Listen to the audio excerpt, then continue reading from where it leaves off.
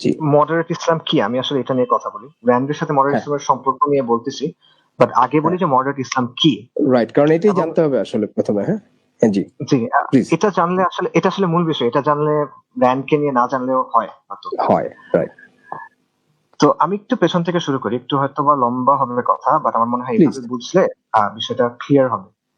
জি তো প্রথমে আমাদের একটা কোয়েশ্চেন চিন্তা করা দরকার, সেটা হলো বর্তমান যে পশ্চিমা বিশ্ব ব্যবস্থা, এটার সাথে আমাদের সম্পর্কটা কি।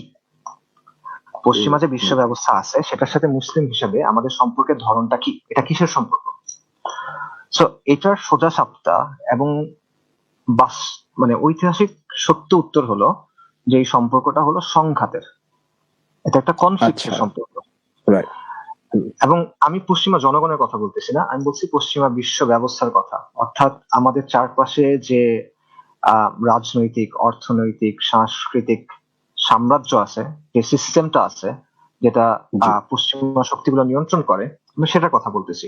এবং এই সিস্টেমের সাথে বা এই বিশ্ব ব্যবস্থার সাথে আমাদের সম্পর্কটা, মুসলিম হিসেবে আমাদের সম্পর্কটা সংঘাতের। এবং এটার একটা ঐতিহাসিক বাস্তবতা আছে।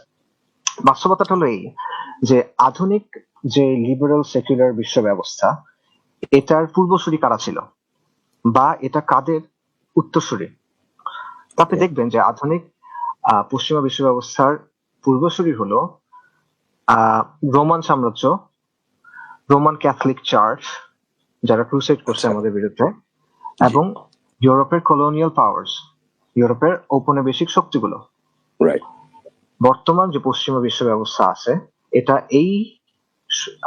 এই শক্তিগুলোর বা এই সাম্রাজ্যগুলোর বংশধর, not necessary directly continuation, but তারা এটার উত্তরসূরি।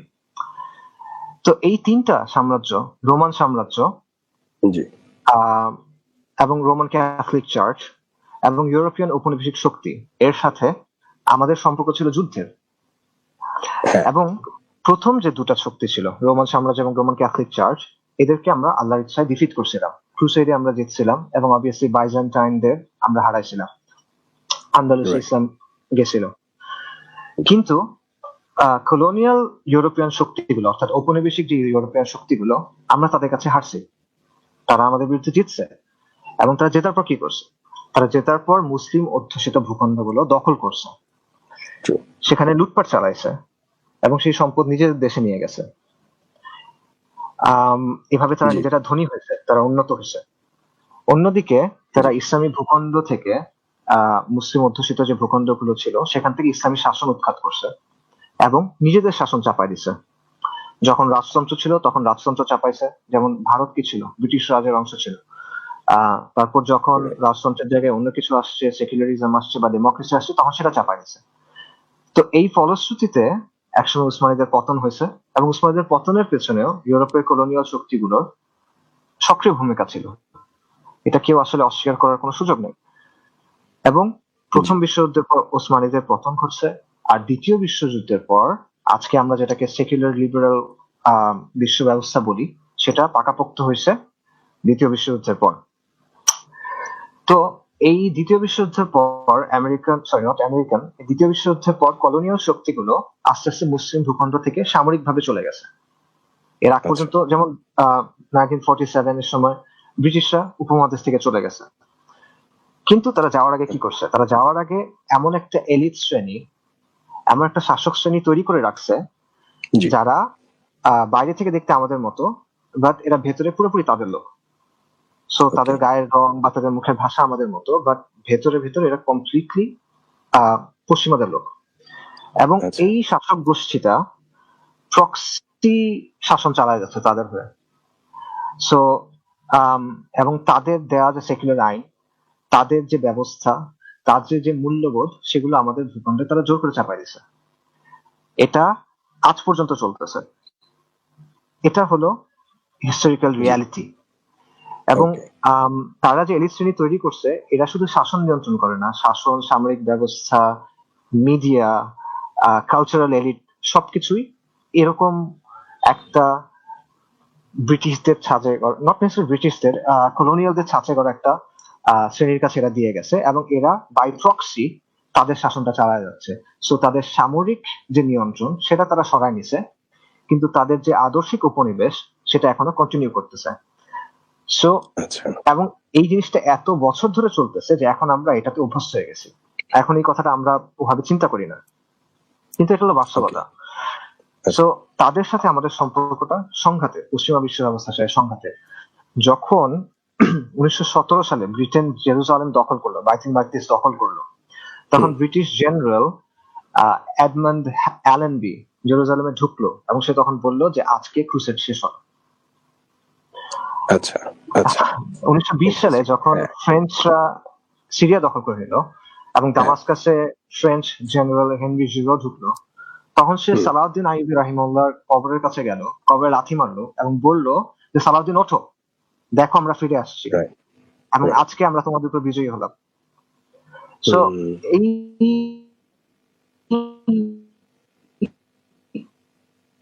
জিনিসটা সো যত জেনুইন ইসলামিক আন্দোলন আছে, যারা ইসলামিক রিভাইভাল চায়, যারা চায় যে ইসলামের পুনর্জাগরণ হোক, ইসলামী শরিয়া প্রতিষ্ঠিত, যত জেনুইন আছে আন্দোলন, সেটা সশস্ত্র হোক, নিরস্ত্র হোক, সামাজিক আন্দোলন হোক, দাওয়াতি আন্দোলন হোক, রাজনৈতিক আন্দোলন হোক, পশ্চিমারা সেটাকে তাদের শত্রু মনে করে। আচ্ছা পশ্চিমা শক্তিগুলো আমাদের বন্ধু না, তারা হলো এমন কেউ যারা জোর করে আমাদের ঘরে ঢুকছে, তারপর আমাদের উপর তাদের নিয়ন্ত্রণ চাপায় দিছে। সো এই সম্পর্কটা সংঘাতের, এবং আমাদের জন্য আবশ্যক হলো, আমাদের দিন এটা আমাদের উপর আবশ্যক করে যে আমরা তাদের কাছ থেকে জেরুজালেমকে মুক্ত করব, এবং আমাদের দিন এটা আমাদের উপর আবশ্যক করে যে আমরা আল্লাহর জমিনে আল্লাহর আইন প্রতিষ্ঠা করব, এবং আমাদের দিন এটা আমাদের জন্য আবশ্যক করে যে আমরা ক্রুসেডার এবং জায়নিস্টদের বিরুদ্ধে লড়াই করব, হাত্তা লা তাকুনা ফিতনা। এটা ইসলামের শিক্ষা। সো তাদের সাথে আমাদের সম্পর্কের এই ইতিহাসটা এবং এই বাস্তবতাটা বোঝা উচিত। তো কোয়েশ্চেন হলো যে এখানে মডারেট ইসলামের সম্পর্কটা কি, বা মডারেট ইসলাম এখানে কি?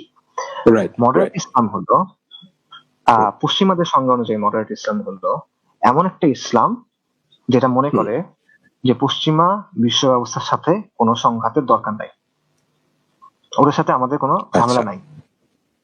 ওরা মনে করে যে ওরা যে বিশ্ব ব্যবস্থা চাপাই দিছে এটা ঠিক আছে, এটার অধীনে আমরা থাকতে পারবো, এবং এটা ইসলাম সম্মত। লিবারেল যে মূল্যবোধ আছে, লিবারেল যে মোরালিটি আছে, এটার সাথে কোনো সমস্যা নেই, এটা থাক, এটা খুব ভালো। সেকুলার যে আইন আছে, আল্লাহর আইনের বদলে যে সেকুলার আইন আছে, এটা নিয়ে কোনো সমস্যা নেই, এটা ইসলাম সম্মত, এটা থাক, নো প্রবলেম।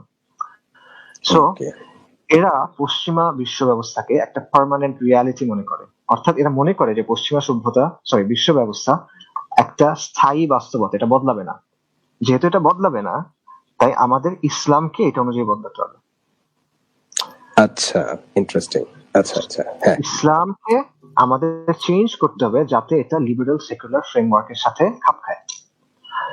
সো এইটা হলো মডারেট ইসলাম, গৃহপালিত ইসলাম। এটা যেটা হলো পশ্চিমাদের ডেফিনেশন, এটা তাদের ডেফিনেশন, নট আমাদের ডেফিনেশন, এটা তাদের ডেফিনেশন যে এটা হলো মডারেট ইসলাম, গৃহপালিত ইসলাম, পশ্চিমের পছন্দের ইসলাম। সো এই মডারেট ইসলাম নিয়ে পশ্চিমে কথাবার্তা অনেক আগে থেকেই ছিল, এটা এমন না যে এটা র্যান্ডার রিপোর্ট থেকে শুরু হয়েছে। সো 90-এর দশকে অনেক পলিসি অ্যানালিস্ট, অনেক পলিটিশিয়ান এবং অনেক কমেন্টেটর, স্ট্র্যাটেজিস্ট তারা এটা নিয়ে কথা বলছে, বিশেষ করে সোভিয়েত ইউনিয়নের পতনের পর। হার্ভার্ডের স্যামুয়েল হান্টিংটন তখন বলা শুরু করছে যে ইসলামের সাথে একটা সভ্যতার সংঘাত দেখা দিবে এবং পশ্চিমা বিশ্ব ব্যবস্থার জন্য সবচেয়ে বড় থ্রেট হলো ইসলাম। আচ্ছা, তার মানে আমি একটু ইন্টারফিয়ার করছি আপনাকে, সরি।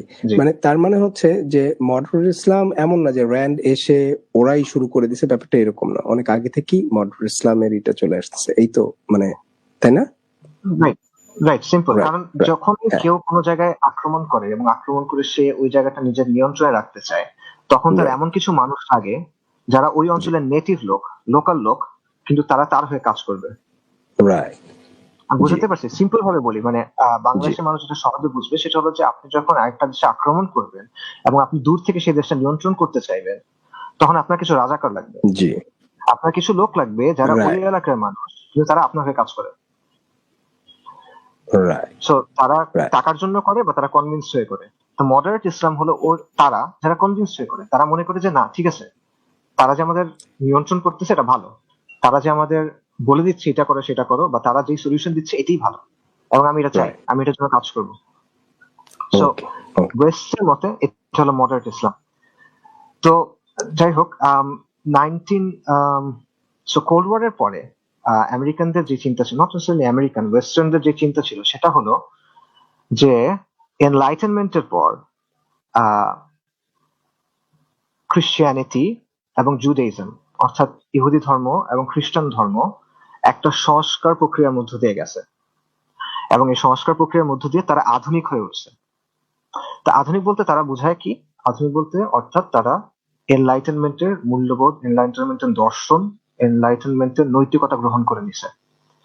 যা কিছু এনলাইটেনমেন্টের সাথে সাংঘর্ষিক ছিল, লিবারেল সেকুলার ফ্রেমওয়ার্কের সাথে সাংঘর্ষিক ছিল, সেটা নিজেদের ধর্ম থেকে বাদ দিছে। সো তাদের ইচ্ছা ছিল বা তাদের অবস্থান ছিল যে ইসলামকেও এরকম একটা সংস্কারের মধ্য দিয়ে গিয়ে আধুনিক হয়ে উঠতে হবে, অর্থাৎ ইসলামের একটা সংস্কার প্রক্রিয়ার মধ্য দিয়ে গিয়ে সেকুলার এবং লিবারেল হয়ে উঠতে হবে। যদি ইসলাম এটা করে তাহলে ইসলাম আধুনিক পশ্চিমা সভ্যতার অংশ হতে পারবে। কিন্তু এটা যদি ইসলাম না করে, বা এটা যদি মুসলিমরা না করে, এটা যদি মুসলিমরা না করে, তাহলে একটা সভ্যতার সংঘাত দেখা দিবে। তো আপনি এই সময় 90s সময় তাদের লেখাতে গুড মুসলিম, ব্যাড মুসলিম, র্যাডিক্যাল, মডারেট, এই ধরনের শ্রেণী বিভাগ গুলো দেখবেন। হয়তোবা শব্দগুলো এক্স্যাক্টলি এভাবে ইউজ হবে না, বাট এই আইডিয়াটা ওখানে পাবেন। সো তাদের কাছে গুড মুসলিম হলো যে ইসলামকে সংস্কার করতে চায়, ইসলামকে সংস্কার করে পশ্চিমের সাথে খাপ খাওয়াতে চায়, সে হলো গুড মুসলিম। আর যে 1400 বছর আগে ইসলাম চায়, সে হলো ব্যাড মুসলিম। তো এই চিন্তাটা 2001 এর পরে যখন নিউ ইয়র্ক পেন্টাগনের ঘটনা ঘটলো, তখন, এবং তারা যুদ্ধ শুরু করলো, তখন এটা একটা আর্জেন্সি দেখা যায়। তখন তাদের মনে হয় যে না, এই মুসলিমরা কতদিনে নিজেরা আধুনিক হবে, নিজেরা সংস্কার করবে, এটার জন্য অপেক্ষা করা যাবে না। আমরা নিজেরাই ইসলামকে বদলে দেওয়ার কাজ করব, আমাদেরই কাজ করতে হবে। কেন? কারণ আমরা যে যুদ্ধটা করতেছি এটা একটা আদর্শিক যুদ্ধ। যেহেতু একটা আদর্শিক যুদ্ধ, তাই তোরা বোরাতে কিংবা ফাল্লুজাতে যারা আছে তাদেরকে মারলে যুদ্ধ শেষ হবে না। আমি একজনকে মারবো, তার জায়গায় আর 10 জন আসবে। সো আমার যদি জিততে হয়, তাহলে আমার তাদের আদর্শটা পরাজিত করতে হবে, বা তাদের আদর্শটাকে হারাতে হবে। আর সেই আদর্শটা কি? আদর্শটা হলো ইসলাম। সো সন্ত্রাসের বিরুদ্ধে যুদ্ধ হলো অ্যাকচুয়ালি, ইন রিয়ালিটি, ইসলামের বিরুদ্ধে যুদ্ধ। আর এই যুদ্ধে জেতার জন্য কি করতে হবে? ইসলামকে বদলা দিতে হবে। আমেরিকার ঠিক করে দেওয়া প্রেসক্রিপশন অনুযায়ী ইসলামকে কাটছাট করতে হবে, ইসলামকে সেকুলারাইজ করতে হবে, যাতে করে মুসলিম বিশ্বে আমেরিকার যে স্বার্থগুলো আছে, তেল আছে, গ্যাস পাইপলাইন আছে, আর অনেক কিছু আছে, তাদের এইডের নামে টাকা পয়সা খেতে নিয়ে যাচ্ছে, অনেক কিছু আছে, তাদের যে এম্পায়ার আছে সেই এম্পায়ারের স্বার্থ রক্ষা করতে হবে। মুসলিমরা যেন আমেরিকা বিরোধী না হয়, পশ্চিমা বিরোধী না হয়, সেটা নিশ্চিত করতে হবে। মুসলিমরা যেন ডেমোক্রেসির বিরুদ্ধে না যায়, লিবারেলিজমের বিরুদ্ধে না যায়, সেটা নিশ্চিত করতে হবে। এবং নিশ্চিত করতে হবে যে মুসলিমরা যেন আমেরিকার নেতৃত্বে যে নিউ ওয়ার্ল্ড অর্ডার আছে সেটার বিরুদ্ধে না দাঁড়ায়। মুসলিমরা যেন আক্রমণের বিরুদ্ধে আত্মরক্ষা করার চেষ্টা না করে। তারা যেন লিবারেল সেকুলার সিস্টেমের বাইরে গিয়ে অন্য কোনো সিস্টেম না খুঁজে। এবং সবচেয়ে ইম্পর্টেন্ট যে বিষয়টা, সেটা হলো মুসলিমরা যেন ইসলামী রাষ্ট্র না চায়, মুসলিমরা যেন ইসলামী রাষ্ট্র প্রতিষ্ঠার কোনো চেষ্টা না করে, তারা যেন শরিয়া প্রতিষ্ঠার কোনো চেষ্টা না করে, এবং তারা যেন খিলাফা না চায়। সো বেসিক্যালি মডারেট ইসলাম হলো এমন একটা ইসলাম যেটা তাদের সাম্রাজ্যকে মেনে নিবে। তারা সাম্রাজ্যের জন্য থ্রেট না, তারা সাম্রাজ্যের বিরোধিতা করবে না। আর মডারেট মুসলিম হলো এমন এক জাতের মুসলিম যে মনে করেন তাদের গলার উপর আমেরিকা বুট দিয়ে চাপ দিয়ে আছে, বুট দিয়ে পাড়া দিচ্ছে বেসিক্যালি। সো সে এই বুটটা সরানোর চেষ্টা করবে না, সে চেষ্টা তো করবেই না, সে উল্টা বুটটা চাটবে, এবং চাটতে চাটতে সে বলবে যে আমি যে তার বুট চাটতেছি না, এটাই হলো ইসলাম, এটাই হলো সঠিক ইসলাম, এটাই হলো ইসলামের সঠিক বুঝ, এটা হলো ক্রিটিক্যাল থিঙ্কিং, এটা হলো সফিস্টিকেশন, এটা হলো যুগের সাথে তাল মিলানো, এটা হলো ইসলামের মূল স্পিরিট। সো তোমরাও এটা করো। আর যেই মুসলিম তার গলার উপর থাকা আমেরিকার বুটটা সরানোর চেষ্টা করবে, এই মডারেটরা বলবে যে এ হলো ব্যাকডেটেড, ইউটোপিয়ান, বর্বর, or terrorist. So in short, যদিও খুব একটা শর্ট হয় নাই, এটা হলো moderate Islam as defined by America. আমেরিকার ডেফিনিশন অনুযায়ী এটা হলো মডারেট ইসলাম।